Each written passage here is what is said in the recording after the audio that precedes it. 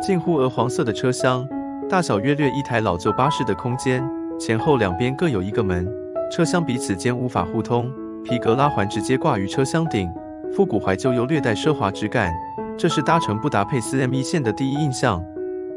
始建于1896年的布达佩斯地铁系统，整整比台湾捷运系统提早了100年的时间。这个当年为了庆祝匈牙利建国1000年的重大工程，时间历史仅次于伦敦地铁系统，为欧陆年代最久远的地铁，甚至比法国巴黎的地铁还要古老，让游客到布达佩斯这座历史古城，连搭地铁都蕴含着一种怀思古之幽情，真不愧为自罗马帝国以来的千年古城。若在台湾的路面见到布达佩斯 M1 线的入口，想必会以为这是哪个古迹建筑，甚至有时会认为与市容格格不入。到访时，一旁的布达佩斯国家歌剧院正在进行整修工程，将视野拉开，场景呈现出位于一旁的布达佩斯国家歌剧院 M1 线的这个 Opera 站入口，看起来是否就全然融入这个历史空间之中，完全没有任何违和感。这或许就是老城人的骄傲之处，在保有历史文化之时，却可同时享有现代科技的便利。1896年开通的布达佩斯 M1 线，总长度仅5公里，包含11个站点，黄线由西南至东北贯穿佩斯城，每日提供旅客往来于弗洛斯马蹄广场至墨西哥大街的便捷交通。每天为380万乘客服务的布达佩斯公共运输网，由布达佩斯公共交通中心 BKV 所经营。运输网包括地铁、有轨电车、无轨电车、公共汽车和市郊铁路等。在长达2000多公里的路线里，约有22%的乘客使用地铁作为每日的交通工具。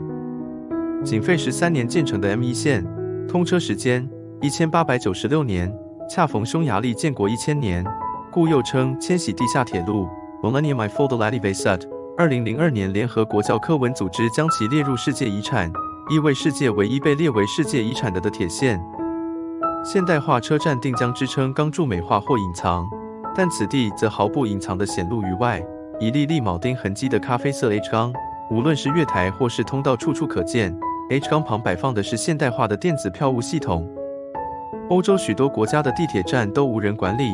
乘客搭车需自行将票券伸入票务机里，打印搭乘的时间作为戳记。布达佩斯的地铁与其他国家相比，票务机前算是较多人监票的城市。地铁车站一般会有地面入口、入口匝道、候车月台等空间区隔。M1 线由地面走下阶梯抵达的就是月台，月台墙上这个具岁月痕迹的半圆形木门，让人颇为费解。门后难道别有洞天吗？目前行驶的列车由3节车厢组成，每节车厢座位不超过30个，列车最高速度为每小时60公里，列车班距可达2分钟，算是一个高效的迷你地铁系统。往来于弗洛斯马蹄广场与墨西哥街的 M1 线，列车驶至终点广场站后会再关闭车门，而后缓缓驶入折返轨道进行折返。若此时忘了下车，不要紧张，待会此处就会成了起站。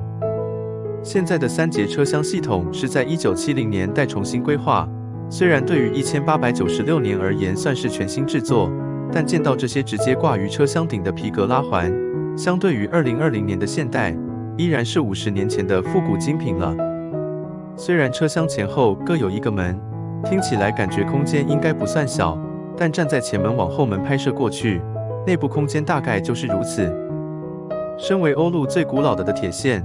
布达佩斯 M1 线毫不掩饰其古老的历史，甚至将其作为引以为豪的卖点，处处表现出城市的自信感，时时表露出文化的优越感。当到站车厢开门那一刹那，眼前的一面瓷砖墙与一张木椅，将100年历史简单朴素的质感表露无遗，着实让人敬佩万分。